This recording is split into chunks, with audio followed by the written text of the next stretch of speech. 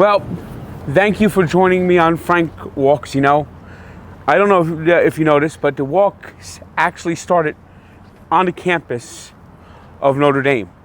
I was there for the Ohio State game last year. I did a nice long walk from where we parked to the stadium, and it dawned on me, you know, I should be doing more walks. And a couple of days later, I started my big streak, and we're almost at 300 right now. Where are we at? 296 is today. Okay. So we're almost at 300 today. And it was basically Notre Dame started this. And now you're about ready to start a big season for the Irish, I feel. I feel that we have an opportunity to become a playoff regular, especially with the 12 teams now. What is your goals as the season begins? I mean, that's always an expectation at Notre Dame. Expectations to win championships. And so I'm excited about this group of players, this coaching staff. And, you know, we got a great schedule ahead of us. It's going to be a challenging schedule. But, you know, our focus is to make sure that we're really playing to our full potential, our full capability. And that's your focus, right? That's your mind frame. Same thing with you as you start your walks. And you know what? Who knew you were going to get close to 300 days when you started? It's happens, amazing. Man. It's amazing. The momentum. Yeah, amen. And Notre Dame, as they do almost every year, it seems, you start the season off with a test. You have to go down to College Station. You have to go down to Texas A&M, as the Aggies are getting ready for their first season, for a big season with a new coach. I mean, what do you have to say about this game in Texas A&M? Taking on the Aggies, taking on that tradition, the 12th man? What a way to start, huh? I mean, we're competitors, man. You really want to play the best of the best. And college game day, night game. I've never been down to College Station. I hear it's going to be crazy, but I love that. Our guys love that, man. And we got to prepare and make sure we have a chance to have success when we're down there. But it's going to be a great test to see where this group is at, man, as we start this season. Well, one thing about Notre Dame is you're being an independent. Yep. You always have these big schedules. You always have these national games, these big games. I mean, with the super conferences now, is that going to be possible for Notre Dame to stay an independent, or are they going to be forced one day to actually join like the Big Ten or the ACC? Well, again, we're going to stay independent as long as we can. And as long as we are not at a disadvantage in terms of making the playoffs, in terms of being able to capitalize off of revenue and other different situations that sometimes being a conference helps out with, then we'll stay independent. That's where Notre Dame was built. We were built on being independent, going across the country and playing different teams. And so I think we'll continue to do it as long as we can. And I think we're as well positioned right now as we ever been. As we go into this 12-team playoff, conference realignment, it's still Notre Dame's in a great position as a football program. And you begin the season ranked number 5. So you're right there. You're right in the heart of what would be the playoffs. So you start the season off with that goal that you have to stay here. Now, I see that you got a new quarterback, Riley Leonard. Yeah. And I recall last year he was with Duke. Yeah. Oh, yeah. And he almost won that game for the Blue Devils. Yeah, he's a great player. He's been a great teammate, and that's what I'm most excited for him and this football team. Like, he's coming here and became a great teammate, and now is doing a great job leading, being a leader. And so we all know how talented he is. We played against him last year when he was at Duke, and I'm excited to get him into fall camp. You know, he didn't play a lot in the spring because of injuries, but he did some mental work, right? Mentally, he had to do some work. But now as we go into fall camp, he'll be full go, and I'm excited to see what he can do. I mean, I'm looking forward to, I think this is going to be an exciting season for Notre Dame. I look at their schedule. You're coming to New York twice. Yeah. You're coming to the Meadowlands to take on Navy, that annual game, and then you take on Army in the 100th anniversary of the Fourhorseman at Yankee Stadium. Yeah. Isn't that a Notre Dame schedule? I mean, yeah. you start down in Texas, College Station, We have 2 games in New York. And we're finishing the season in California, USC. Like but that's what Notre Dame was built on, right? And you know, the 100th anniversary of the Fourhorseman, we're looking forward to, and then to be in New York twice. I mean, this is Notre Dame of the East, you know? I mean, New York, because we never really had a college football team here.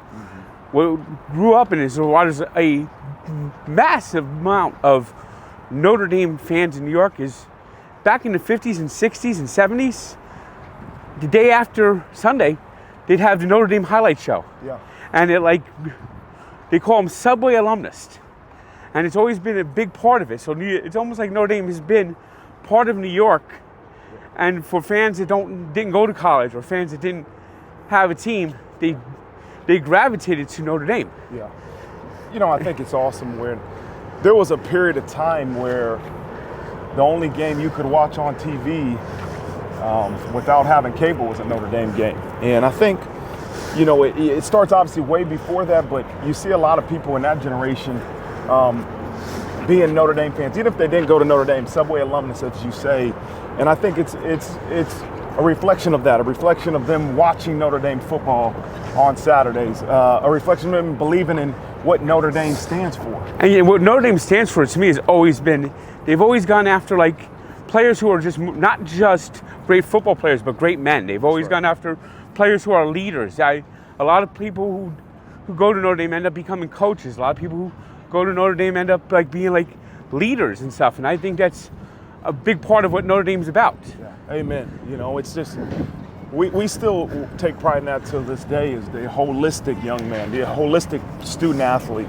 How do you make sure that you not only come to Notre Dame and thrive as an athlete, you reach all your athletic goals. If that means being a national championship as a team or a first round pick or all those goals that you have personally and as a football team, but also how do you make sure you're for good? How do you make sure that you leave Notre Dame and you're better because of your time you spent there, and then you're set to take on this world and be well positioned because of being part of Notre Dame? I mean, you have you always have one of the toughest schedules. You always, every game's on national TV.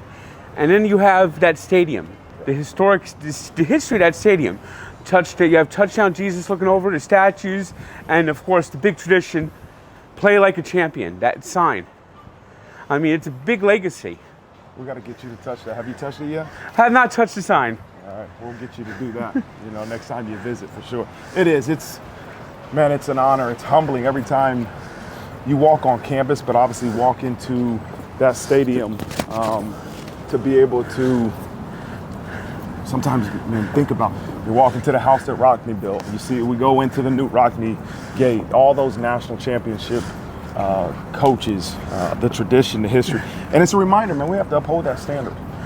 You know, one of the things about being the coach of Notre Dame is it probably is one of the more high-pressure jobs in college football, because every game you're on TV with the traditions and the uphold and the expectations every year. What would you say about that? You love that, right? Like what competitor doesn't want that? What coach, what player does? Like, you don't want to go somewhere and expectations to be, hey, average. I want to go somewhere to expectations to win every game you play, to win national championships. And then you go and you work on your process and your plan to achieve that. But I don't want to be at a place where the expectations aren't to win a championship. And so I believe we have a bunch of players that believe that, and a coaching staff that believes that too. Well, I think Notre Dame's in for a great season, and I'm looking forward to it. I'm looking forward to seeing how this 12-team playoff goes. And I think Notre Dame's going to be in the playoffs. So thank you for joining us, and it was a good time. And I know I'm going to get to the 2 games at Yankee Stadium and at MetLife. I'll see if I can get to South Bend this year. But let's make it happen, Frank. Let's make it Thanks happen. for joining us. Thank you, man. It's been an honor. Well, the Coach Freeman had to go do an interview here at ESPN, but I got a couple players here to join us. So how would you like to, so I can continue up my step count? Come on, let's go. What's your name? I'm rylie-mills, defensive lineman. Jack-kiser, linebacker. All right, and one thing that Notre Dame you notice is they've always got a great defense. They always have a great defense. So what has your career been like at Notre Dame? Okay, so I'll tell you. So Yeah, my career, this is my 5th year, my 5th season I'm going on. And, for me, I came back just to be a better version of myself. But, it started out the COVID season. So it was definitely like a different experience. And I feel like a lot of other people's freshman years. But, yeah, it was definitely crazy. And then each year just got better and better. And then now we're here. Jack? Yeah, so I'm heading to my 6th season. Seen a lot of different changes, coaching changes, different DCs. It's been a lot of fun. And it's just been every year just continuing to improve, getting more playing time on defense, becoming a bigger impact player, a starter, all of that. And so really excited to keep that going. Now, last year, one of the toughest games that you pulled out at the end was against Duke. Yep. And that quarterback, he kind of carved you up a little bit. Yeah, I remember watching film that week and saying, man, 13's pretty good. I mean... And so, yeah. I mean, now you have to see this guy almost every day carve you up. Every day. But the good news is, on Saturdays, he's going to be on your side. Exactly. He's going to be carving up people for us. And so it's the best thing, having a dude on the other side of the ball for you and making plays. And it certainly is going to help the team tremendously. I mean, Leonard, I think that's going to be a big addition for Notre Dame this year, personally. And especially, you begin the season, though, with a little bit of pressure. You got number 5. You're number 5 going into the season. Yeah, number 5. There's always high expectations at Notre Dame, though. Oh, well, Notre Dame's always going to have the high expectations. Yeah. And you begin with a tough schedule. I mean, you had to go down to Texas A&M against take on the Aggies that first week of the season. Yeah. Well, I feel like that's the great thing about being at Notre Dame is, like, we can play anybody. So every year you're going to have a tough schedule. Like, you're going to be able to play teams in the SEC, ACC, Big Ten. Like, we get the experience of playing everybody. That's the one advantage at Notre Dame is because and every game's on TV. Yeah. And, of course, this year you have 2 games in the New York area against you'll be taking on Navy at MetLife Stadium in October, and then you're going to be taking on Army at Yankee Stadium in the 100th anniversary of the Fourhorseman Game. What are you looking forward to? What games are you looking forward to most of the season, and what are you looking forward to most of the season with this expanded playoff? Yeah, I think definitely it's a great opportunity, and I know for us, like, if we take care of business on both sides of the ball and we get to the 12-team playoff, it puts us in a really great position. I mean, I think Notre Dame's now in a position now where they could possibly be in the playoffs almost every year. That's the plan. I mean, I think that's one good thing about the playoff. When I saw the expanded playoff, and I know that Notre Dame, there's a lot of years where they're 8, 9, 10, that they're right there. They're going to be right. They're going to be in the conversation every single year. Yeah. And then playing a playoff game in South Bend in December, like, that's a tough challenge for any team coming from the South. Oh yeah, that first playoff game. So, that first playoff game could possibly be at Notre Dame. At Notre Dame. Imagine that with the fan base, and on a Saturday in South Bend, it's different. What is it like to walk out on that field? To walk on the history of that field. Yeah. The stadium just seems like it's like, you think about college football iconic grounds. I don't think there's more iconic ground in that stadium. You have Touchdown Jesus, you have the statues, you have the campus, and then you have the sign, play like a champion. Absolutely. So every game day, we have the player walk, leaving the Basilica, right in front of the dome, walk over campus, in front of the Touchdown Jesus, into the Newt Rockne gate, into the famous, locker room that you see in Rudy. And then right before the game, you run down the tunnel, slapping the sign, and you run out to 80,000 fans. It's pretty special. It's pretty nuts, especially like right before the game, before kickoff, they play "Here Come the Irish," and I know for me, like, that just gets me, like, I get a little bit, like, I get a little teary-eyed, and, like, I just get, like, chills every time I hear it. Well, one thing I always feel about Notre Dame is that fight song, the Notre Dame Victory March, probably the most iconic fight song in sports. I mean, wake up the echoes calling her name. Yeah, absolutely. Send a thunder volley, cheer on high. You want to sing it? Let's see it. Cheer, cheer for old Notre Dame. Wake up the echoes calling her name. Send a volley, cheer on high. I hung the thunder from the sky. There we go. We do that after every game. We do that song. What questions you guys have for Frank? Okay, I guess I'll start off. So, Oh, yeah. All right, so Frank, first question.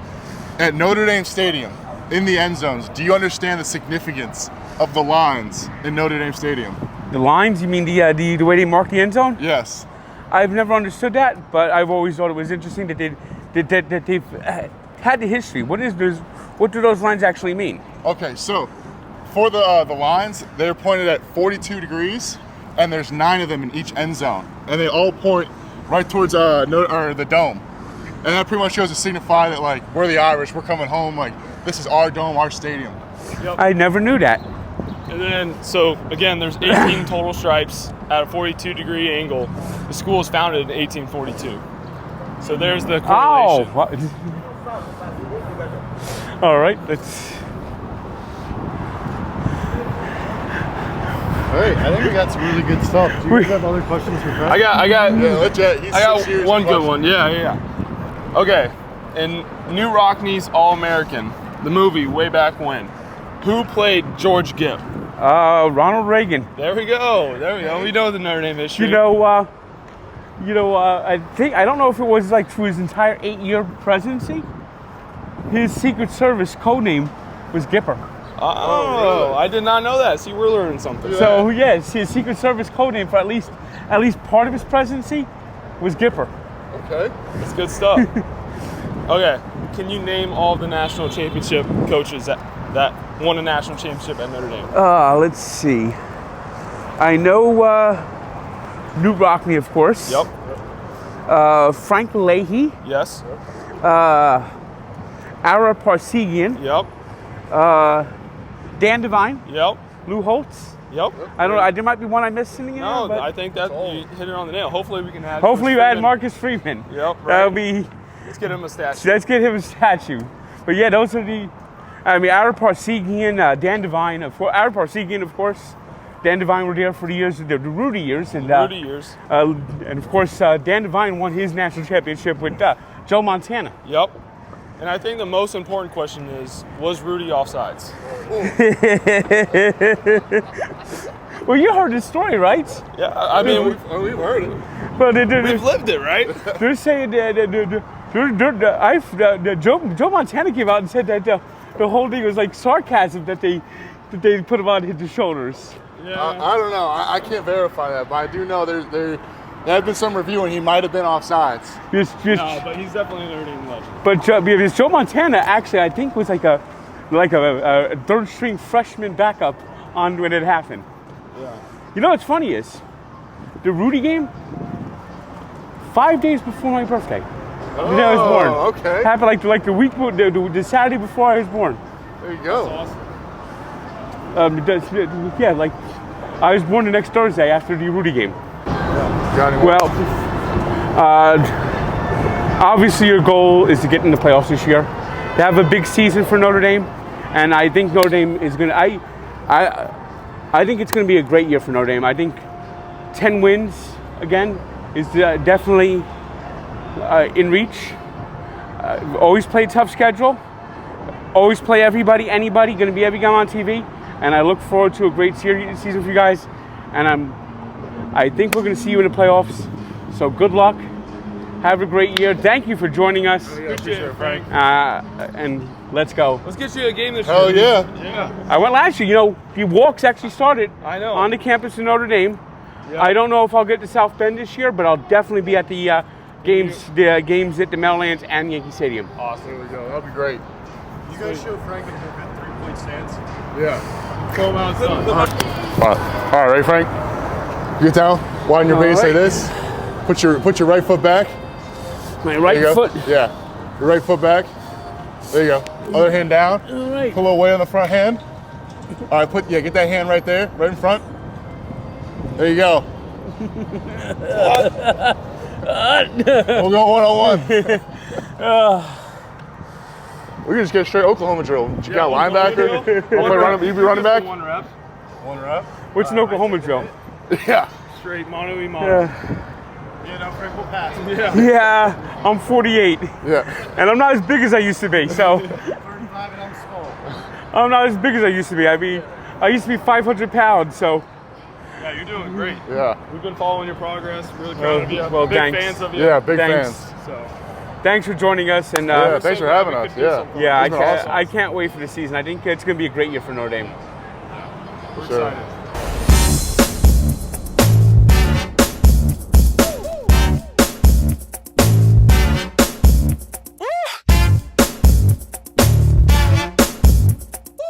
Well, we always walk a basic